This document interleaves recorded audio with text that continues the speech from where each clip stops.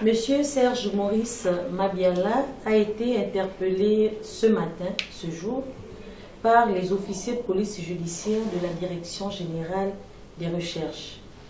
pour être entendu sur les faits de détournement de deniers publics,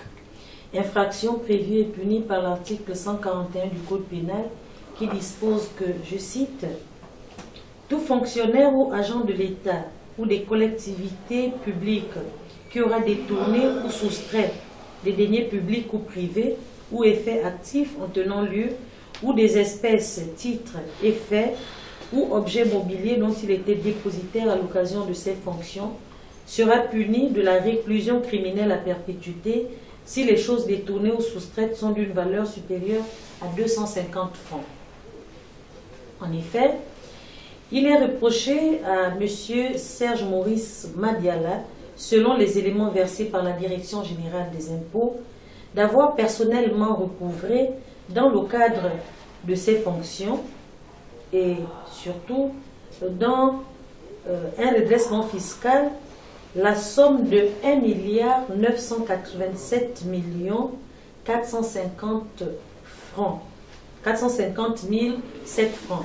Donc je reprends la somme de 1 987 450 007 francs. Alors que, conformément au Code général des impôts, seul le receveur des impôts est habilité à procéder au recouvrement des impôts et taxes. La somme sus-indiquée aurait été encaissée sans avis de mise en recouvrement et c'est en violation des dispositions du Code général des impôts irrelatives. Plus grave est que les chèques émis par le contribuable ont été libellés au nom du receveur des impôts, mais curieusement encaissés selon la même source par Sieur Madiala Serge Maurice, compte quittance qui aurait été signé et délivré par ses soins, et ce grâce à un quittancier informatique conçu spécialement par l'intéressé pour des encaissements non déclarés. Par ailleurs,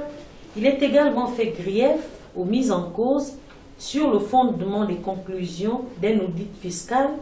que sur un montant global de redressement fiscal confirmé de 10 milliards, 4 500 millions